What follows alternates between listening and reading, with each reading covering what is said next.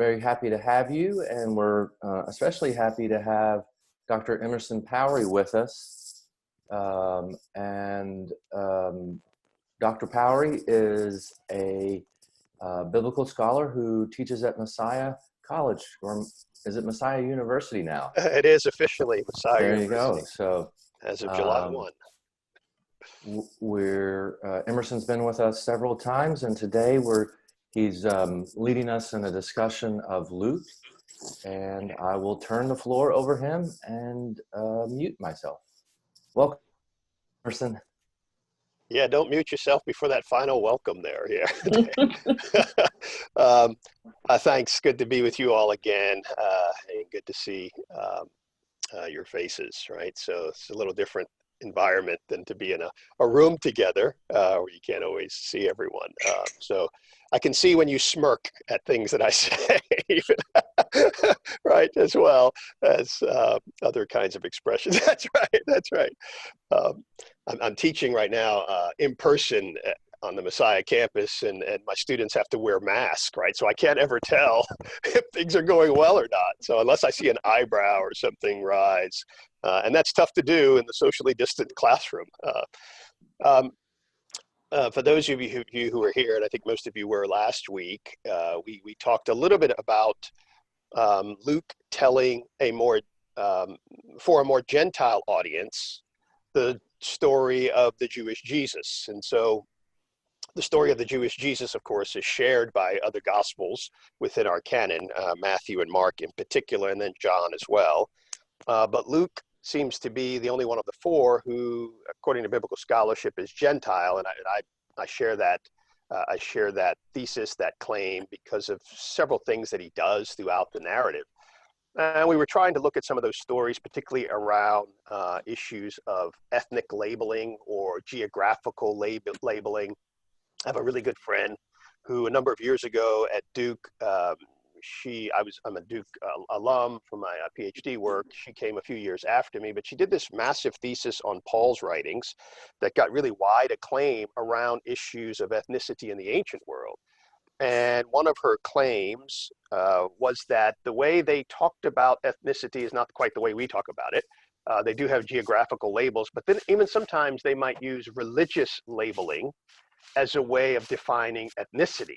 So again, not quite the way we would think about it, but some of those categories are distinct to the ancient world. And maybe that's how the Acts 2 story goes, so that all of these Jews from various ethnic regions, various geographical locations, even though might share the same religion, belief in the one God, attending synagogues wherever they are, but they come to Jerusalem for the feast, are now hearing the message, the new message of the Spirit through these Christian believers in their own languages. So just trying to get our heads wrapped around a little bit of that.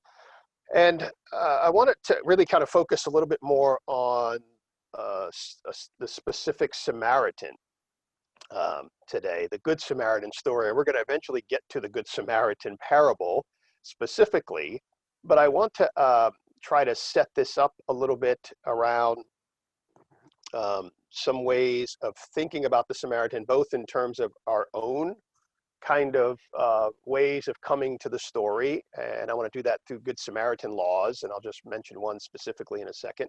And then also think about how Luke himself kind of shapes that narrative, retells the story of the Good Samaritan within a context in which there are other Samaritan stories. And those other Samaritan stories are actually unique to the Gospel of Luke, as the Good Samaritan is. So Luke, unlike his peers, other Gospel writers, focuses on the Samaritans in quite distinctive ways. Matthew mentions Samaritans, John mentions Samaritans, but not the stories that Luke tells. The Gospel of Mark, which biblical scholars think, and I agree with this assessment, that Mark is probably the first gospel for lots of reasons I won't go into right now, doesn't have Jesus come into contact with any Samaritans. And there are a lot of biblical scholars who do kind of historical work around Jesus who say that's really what happened. Jesus really didn't come into contact with any Samaritans. So these other Samaritan stories that show up in the other Gospels are kind of reflections on later believers who come into contact with the Samaritans and are now retelling the story. we can bracket that. But it's important to kind of just think about the earliest gospel didn't have any context between Jesus and Samaritans. The other gospels do. So that's a fact of our gospel tradition. So let me first, as I like to do, let's open this up with a story from the Gospels. And I don't want to jump in directly to the parable yet, but I do want the opening verses of that parable, not of the parable, of the setup to the parable. So let me just pull up my Bible. So I'm looking at Luke chapter 10, and it starts in verse 25, and the whole series, the whole passage goes through verse 37, that whole section. But I'm just curious right now to just put on the table just a part of that story, just the opening of that story. So Luke chapter 10, I'm reading from verse 25 through 28. Just then, a lawyer stood up to test Jesus. "Teacher," he said, "what must I do to inherit eternal life?" Jesus said to him, "What is written in the law? How do you read there?" The lawyer answered, "You shall love the Lord your God with all your heart, with all your soul, and with all your strength, and with all your mind, and your neighbor as yourself." And Jesus said to him, "You've given the right answer. Do this, and you will live." So that's the opening to our parable story. And lots of things to talk about here. I just want to kind of highlight one piece that I think is pretty crucial. And it's a translation issue. But just before I do, it's important to kind of recognize that Jesus and this lawyer in this Jewish setting agree on what is essential. Love the Lord, love the neighbor. They both agree on that. And Luke does not offer a narrative aside. He gives no commentary on it. Sometimes the gospel writers will do that. They will tell us sometimes things on the side to tip us off. That doesn't happen yet, except for the one line about this is a test. And I'm kind of unsure exactly what that means here, but that's clearly not good, that the lawyer came to test Jesus. So that's a little tension that we have in the story right away. But otherwise, they agree on the essential. I want to point out that's not so easy to see in the New Revised Standard is that second question, not just what is in your law. I think that's a good translation, but what do you read there? The NRSV seems to be offering what I would call kind of a parallelism, that the two questions are equated. What is written in your law? What do you see? It's almost like the same question, repeat it for emphasis. But that's probably not the best translation for what lies behind this in the Greek text. I think it's best captured. I'll just give another English translation version of it. The Common English Bible translates this second question as, what is written in your law? How do you interpret it? Not what do you read there, but how do you interpret it? How do you read? There's a really, really interesting, and I think that really captures the Greek well. There's a subtle shift to hermeneutics, right? We can all open the biblical text and we can see what we see there, but then what do we do with it? How do we interpret it? And that becomes, I think, a fundamental question for the lawyer. The lawyer's next question will be, who is my neighbor, right? So he opened up the law with Jesus. They both agreed, love God, love neighbor, but it's still not over. He wants to ask something more. And I think it's getting at that question, how do you read? How do you interpret it? And Jesus then will respond with the parable. So I want to come back to the parable in just a few minutes, but let's first think just a little bit together about how one reads, because how one reads is often determined by a community's cultural setting. So you all at Christ Presbyterian, right, have a way of reading communally. There's a way of coming together. There's certain kinds of creeds that you share.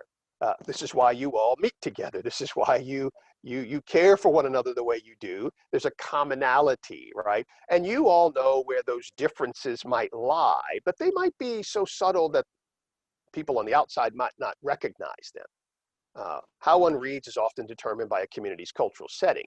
In the United States, there are Good Samaritan laws. Every state has a Good Samaritan law. It's interesting how these laws have been updated most recently. And I'm just thinking, particularly in our region, in PA, Maryland, New York, and New Jersey, these all four of those states have updated their Good Samaritan laws since 2014. Let me give you an example, because they're all quite similar, but New Jersey's is the clearest. So I'm going to just read their brief sentence about the Good Samaritan law in New Jersey. Those individuals who, acting in good faith, voluntarily attempted to provide medical assistance to those in need will be immune from legal liability and prosecution regarding any act or omission with respect to the accident victim. Little legalese there, right?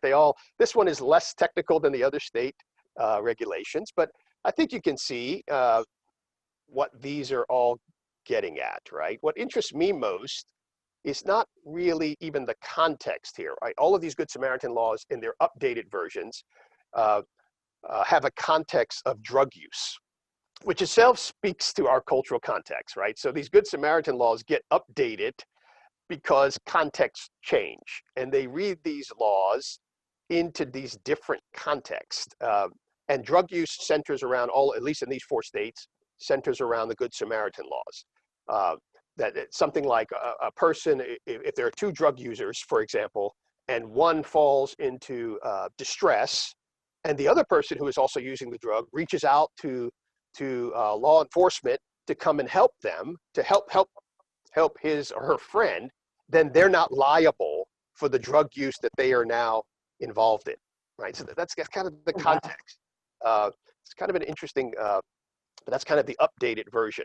What interests me most, though, is how our own culture, highly litigious society, right? We have to be concerned about all kinds of lawsuits, right? If one fence gets too far over the line in our neighbor's yards, what does that mean?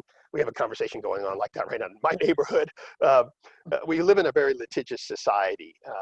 And so our laws are attempts to protect, in this case, the Good Samaritan from litigation, right? The one who is attempting to protect the one who is in need of help, right? So it's a law that's attempting to protect the one who's in need of help. And of course, these state laws speak much more about our contemporary context than they do about the ancient context. But they do inform us. They do inform us that our laws about protecting, in this case, the Samaritan, do shape and form the way we think about even a biblical story like the Good Samaritan. You can see this in commentary writing frequently. So how contemporary culture has an impact on the way we read the ancient biblical text. Okay, I just wanted to put that on the table in terms of just kind of US laws around Good Samaritans. But what I want to do now is try to frame the story. And last week, Dave asked me to give you all a little homework. So if you had a chance to read chapter 9 and 10, that's helpful. But I'm going to read just a little section out of chapter 9, because the way Luke frames the story of the Good Samaritan parable takes into consideration a passage in chapter 9 and also a passage in chapter 17. That's kind of his framing of it. And I'm looking at chapter 9, starting in verse 51.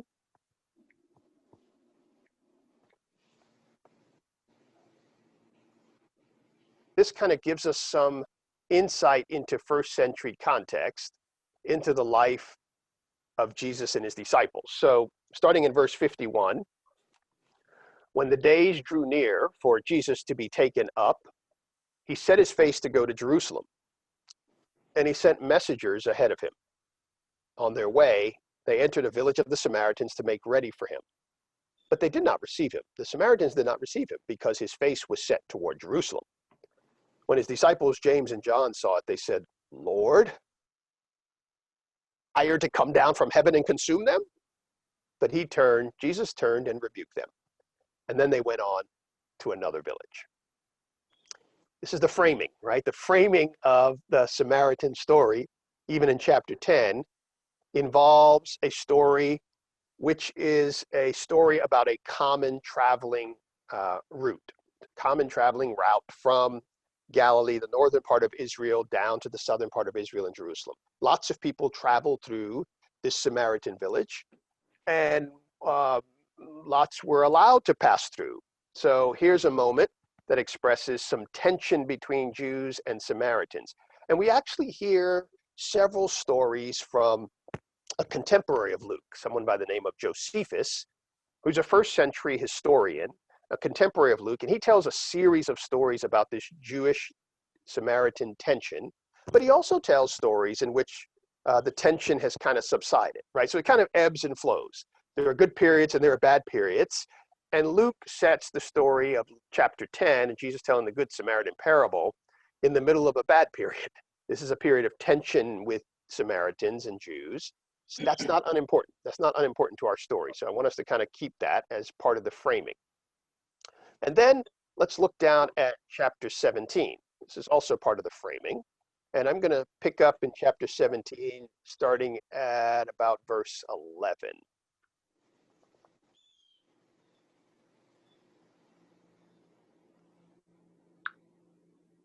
Luke 17, starting at verse 11. On the way to Jerusalem, so still Jesus is still making this trip in the Gospel of Luke. It's a rather long trip, longer than what the other Gospels kind of depict. Lots of things happen on this journey from Galilee to Jerusalem. So Jesus still on the way to Jerusalem. Jesus was going up through the region between Samaria and Galilee. As he entered a village, 10 lepers approached him, keeping their distance. They called out, saying, "Jesus, Master, have mercy on us." When he saw them, he said to them, "You go and show yourselves to the priest." And as they went, they were made clean. Then one of them, when he saw that he was healed, turned back, praising God with a loud voice. He prostrated himself at Jesus' feet and thanked him. And he was a Samaritan. Then Jesus asked, "Were not 10 made clean? But the other 9, where are they? Was none of them found to return and give praise to God except this foreigner?" Then he said to him, "Get up and go on your way. Your faith has made you well." Now, I intentionally put a little tone in that, "except this foreigner," because that term that's used, allogenes, the term that is used there, although unique in the New Testament, we see it in lots of Jewish literature. And in other Jewish, its usage in other places is quite tense. When Jews use the language of allogenes, when they use this language of foreigner, another of a different allogenes, allo being other, genes kind of where we get our word genes from. Genes for them would be race or ethnicity. So other of a different race, other of a different ethnicity. It's actually the term we have found an inscription at the Jerusalem temple site that says no allogenes, no foreigner should enter here. And so that there is tone. There is tone in Jesus's usage, even though Jesus seems to be using it to condemn his fellow Jews. There's tone in the usage. It's almost like Jesus saying, and I'm just using colloquial language here, it's like Jesus saying, even a Samaritan knows how to be grateful. Should we Jews not know better, right? That's kind of what's happening there. And even as I'm saying that, I'm very mindful. I have Amy Jill Levine, I talked about a little bit last time, and her great work on the parables and her insistence that we have to kind of remember multiple contexts when we read our biblical stories. And I can hear her in the back of my head right now saying, yeah, but don't forget, even as Jesus is doing that, Luke is telling that story in a Gentile church context. How would they hear it? How would Luke's more Gentile community hear that? Right? And Levine is cautioning us not to become anti-Semitic with it, right? How would they read that story? And I want to kind of just remember that as I hear her in my head. Okay, so that's how Luke frames the story. And I'm not going to take much time in thinking about Christian tradition. I will just kind of highlight, I think I mentioned last week that I'm working on a larger book project for all of this related to the Good Samaritan. And I spend quite a bit of time kind of thinking about different ways of reading the Good Samaritan in different contexts in Christian tradition. So I'll just give you kind of one example. St. Augustine. Augustine's reading of it is a famous reading, allegorical reading of the passage. And in the passage, every element of the parable equates to something outside the parable, right? So, and what's most important about Augustine's reading is that he too has a context. And in his context, there are some tensions that he, as now a local pastor and is having tension with some Donatists who are considered by the Catholic Christians, who are the mainline Christians. The Donatists are considered not so much Christian, right? So there are these tensions, and Augustine has some intimate words to say in some sermons about the Donatists. And he has a cousin who has married a Donatist. So there's lots of intermingling between Catholic Christians and Donatist Christians, but there are also lots of tensions. Augustine is telling the parable story in the middle of that context, and it comes out. And so, but he does this allegory in which Christ becomes the Samaritan. Christ becomes the one who is caring for the other. And it's kind of an interesting reading in the middle of that context. Very creative reading. He adds lots of language around love, maybe more so than, certainly more than we see in the parable itself. But one of the things that's crucial about his reading is that he also finds a place for himself in that story, as many people do. Many people, when reading the parables, whether intentionally or not, find a location for themselves in the parable. And for Augustine, he becomes the innkeeper. He himself becomes the innkeeper where Christ has let off the victim into his parish, right? So the innkeeper becomes like a local parish minister who then provides care for the person who has been injured. And Augustine sees himself kind of in that way. So it's really kind of an interesting reading. And then there are others that I'm working with, Howard Thurman, a Nicaraguan community who has a really rich reading of the Samaritan parable. Harriet Jacobs, who is the author, first female authored of in the slave narrative tradition prior to the Civil War. So these different ways of reading the Samaritan story in the middle of their context and also finding themselves in the story, right? So parables come to us framed by their original context, Luke's framing. They come to us from our own cultural context. We have certain ways of thinking, in our case, litigious, legal ways of thinking. Most people, even if not Bible readers, not attending church regularly, know the Good Samaritan laws and think that's what the story is really about. And come to us through Christian tradition, come through us through various stories we may have heard along the way. So it's not uncommon for me to take a parable like the parable of the Good Samaritan, and usually in my classes with students at Messiah, there'll be one or two who know that allegorical tradition really well and think that's kind of what the story is about. Let's turn our attention then to the parable, and I'm going to make 4 brief observations about the parable, and then I'll have just a quick summary statement, and then we'll open it up for some more conversation. But let's look at the parable proper. So going back to Luke chapter 10, we've read the opening.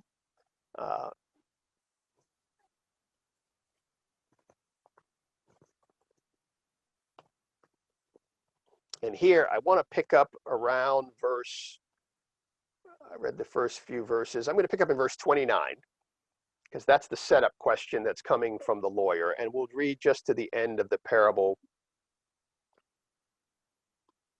at this point. So the lawyer comes after Jesus says, "Do this and you will live." In verse 28, the lawyer says, or Luke, the narrator, tells us that the lawyer is wanting to justify himself. So the lawyer asks Jesus, "And who is my neighbor?" Jesus replies then with this parable. A man was going down from Jerusalem to Jericho, fell into the hands of robbers who stripped him, beat him, and went away, leaving him half dead. Now, by chance, a priest was going down that road, and when he saw him, he passed by on the other side. So likewise, a Levite, when he came to the place and saw him, passed by on the other side. But a Samaritan, while traveling, came near him, and when he saw him, he was moved with pity. He went to him and bandaged his wounds, having poured oil and wine on them. Then he put the man on his own animal, brought him to an inn, and took care of him. The next day he took out 2 denarii, gave them to the innkeeper, and said, "Take care of him, and when I come back, I will repay you whatever more you spend." Which of these 3 do you think was a neighbor to the man who fell into the hands of the robbers?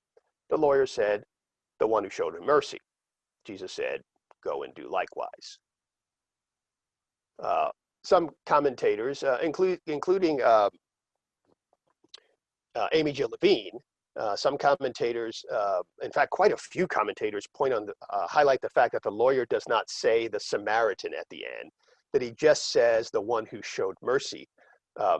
And that's an interesting observation. I'm not quite sure what to make of it. You know, tone is one of those things that we don't see. We can't hear tone. So I don't know if he had tone.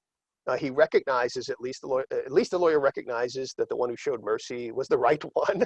But I have 4 other observations I want to make, and I'll list them here first, and then I'll make a few comments about them. I want to first point to the fact that the parable and nothing surrounding the parable ever calls the Samaritan good. That's the first observation I want to make. Second is that there's a priest in the parable, and that's unusual. Jesus has a priest in the parable. Third, it's about the Samaritan's compassion. I want to say something about the Samaritan's compassion. And then finally, to me, what's most important about this story is that Jesus imagines a Samaritan, the fact that he even imagines a Samaritan. So let me just say a couple of quick comments then, just to kind of flesh those out. So the parable, nowhere in the parable, despite what English Bibles the headings in English Bibles tell us, and despite the tradition, Jesus never calls the Samaritan good. And I pause to say that partly because not that it's just my observation, it is something I observe, but also in Christian tradition, it's a really interesting where different interpreters later kind of struggle with the language of good. Then I think to myself, well, that's not even there. Why? Right. So we're struggling with the tradition there and not necessarily the story. It's not an adjective ever used to describe a human in the Gospel of Luke. For Luke's Jesus, I'm thinking of Luke chapter 18, Luke's Jesus even says, no one is good but God alone. So I don't think that's unimportant to the story, right?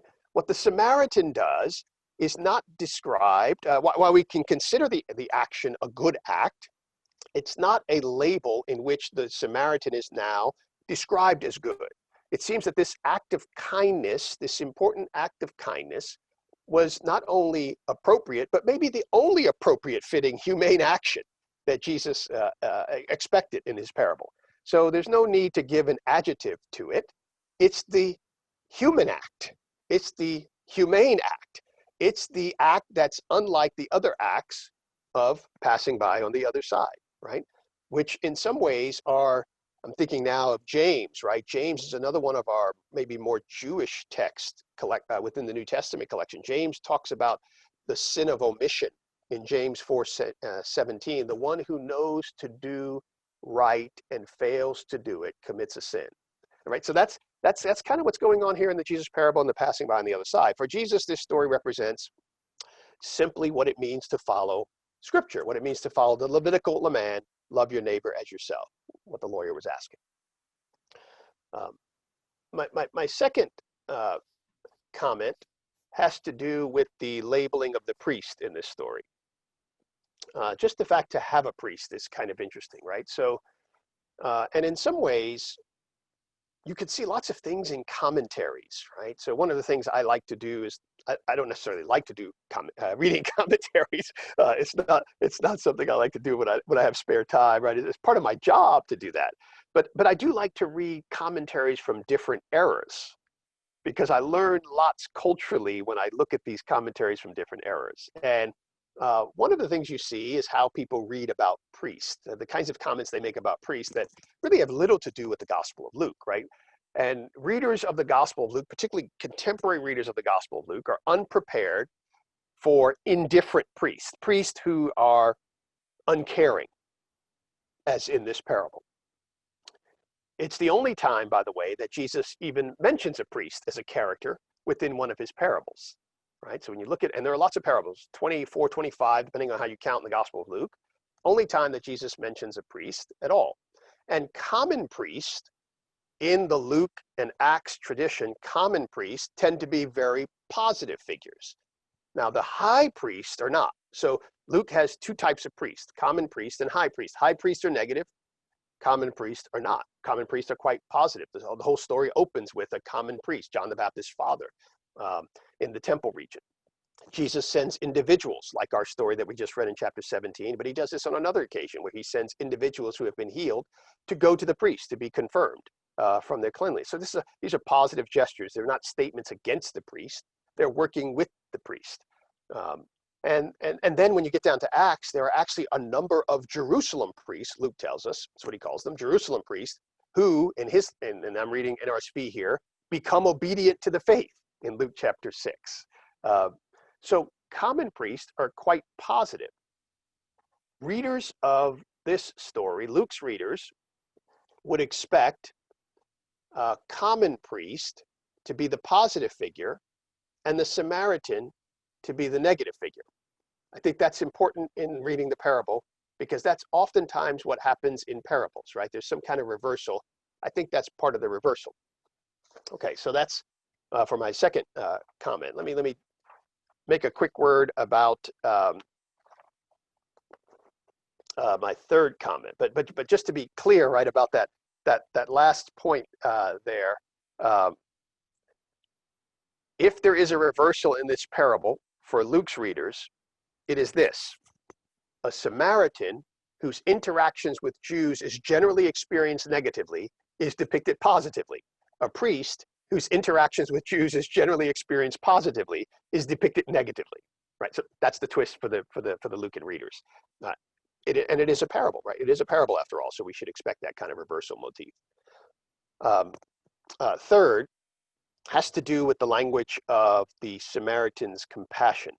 What is it that distinguished this traveling, perhaps businessman, tradesman? What distinguishes him from his counterparts who are also traveling on that road?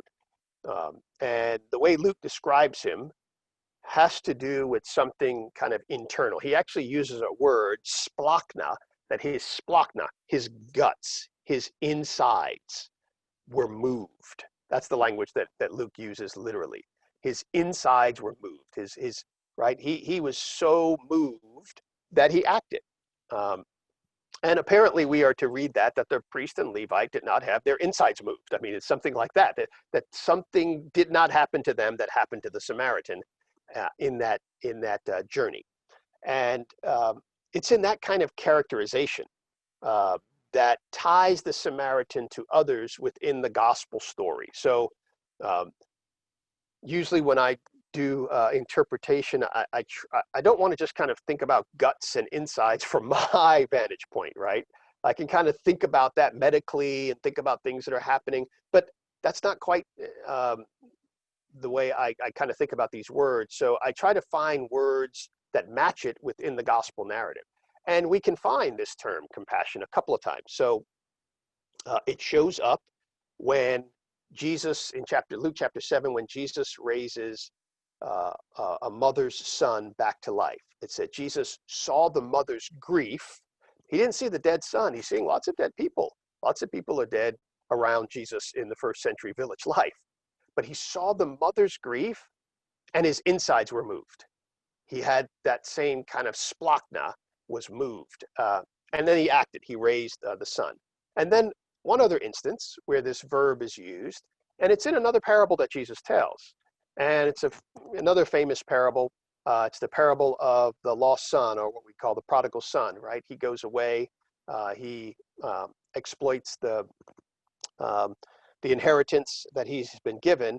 And it's when he returns, Luke describes the action, in Jesus' parable, Jesus describes the action of the father witnessing his son's shame as he comes back, right, ready to ask for forgiveness and recognize what he has done has been inappropriate, and the father's splachna is moved again.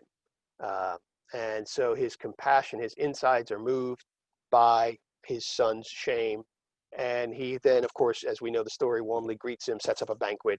But the Samaritan shares then that activity with these other two characters, the father who welcomes back his son in another parable, and Jesus himself, right? So the insides are moved, and they move in such a way that they move the man's body. He gets bodily involved. That's a really kind of a striking activity that he engages in. And then finally, just my final kind of observation here. Just want to check my time here. Sometimes yeah, okay, we're close here. It's that Jesus imagines a Samaritan, right? Jesus imagines a Samaritan. And I think that's probably not given enough attention. Not given enough attention for lots of reasons. And some commentary, some thinkers like A.J. Levine at least explain her rationale. Even though she recognizes the Samaritan is an enemy. She says you have to recognize that the Samaritan is an enemy, and that's crucial to the story. But I would say even more, moving beyond even Levine and moving beyond some others that I've read, that in the context in which you have a Luke 9 story, where they are blocking, James and John wish to set fire to the Samaritan village. And a Luke 17 story in which Jesus says, this foreigner with tone, the idea that Jesus imagines a Samaritan character is not unimportant. It's uncustomary for the Jewish Jesus to imagine a non-Jewish character in his parables. In fact, you read through all the parables, and this is the only time you have a non-Jewish character. A Jewish shepherd tracks down a wayward sheep. A Jewish woman searches for a lost coin. A Jewish father, right, welcomes back his son. But only this time do we have a Samaritan. There's a debate among scholars how much parables reveal to us about real life, about the life of reality. To me, that's less important than the idea that Jesus could imagine in the middle of in the middle of the context in which James and John wish to set fire to a Samaritan village, that Jesus could imagine a Samaritan, right, as the one who shows mercy. I just think this is striking. Going back to Josephus, Josephus tells story after story in which these Jews and Gentiles are in tension. So much tension that at one point they send representatives to the Roman Emperor, Claudius. And this is a story that he tells. He has stories that precede Jesus and story that post Jesus. This is about a decade after Jesus, give or take a year or two. And they go to the Roman centurion, the Roman Emperor, Claudius, and say, we need you to adjudicate between the tension between Jews and Samaritans. And Claudius chooses the Jewish side of things. And part of what that means is the Samaritan representatives who even came to make that appeal, they lose their lives. They die right there. And then he sends back Roman support, military support, to ransack a couple of Samaritan villages that are most directly involved, right? So Josephus tells this story as a way of kind of just, these tensions really matter. And they matter in such violent ways that I'm struck again to recognize that Jesus tells a story that imagines a Samaritan. I do think that whatever Luke and Jesus might have experienced with real flesh and blood Samaritans, it's important that Jesus's imagination is still intact, right? I think the loss of the imagination in theological, political, social, church ecclesial circles is one of the greatest losses we can have. The inability to imagine a different world means that we will not work towards it. And Jesus imagines a Samaritan. I just think that's so crucial for the larger context in which he says to the lawyer who is trying to figure out who his neighbor is, how do you read, right? Who are the heroes of our stories? Do they always look like us, think like us, love like us, believe like us? Is it possible for us to imagine a Samaritan? It raises the question, and it really challenges me to think more deeply about how I myself read. Let me just tie this up, a couple of quick comments here, Dave, and then we can open it up. But to go back to last week as well, right? The ethnic dimension of Luke's story is a very complicated story, especially when we kind of dig in with the ethnic lens. If we start to look for those stories and we see, right, not just kind of wipe away difference, but to recognize difference for what it is. It's difference that even perhaps, as I heard a preacher say one time, God has created. Maybe God has created, right? If one starts with theological difference as a good, then where does that lead us, right? The ethnic dimension of Luke's story is quite complicated. And Luke seems to expand the story quite intentionally into more non-Jewish territories, even while he tells a story about a very Jewish Jesus and a very Jewish Paul. But Luke also utilizes ethnic diversity when he talks about the Judaism as a model, and when he talks about the early church and its leadership. He emphasizes ethnic diversity.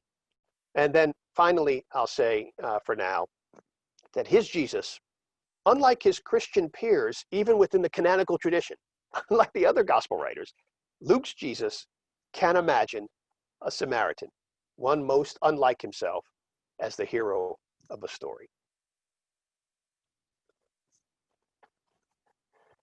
I'll stop there. Let's pray. Gracious God, we are people most grateful that we can gather together, even in a virtual setting, to have the opportunity to gather in a virtual setting.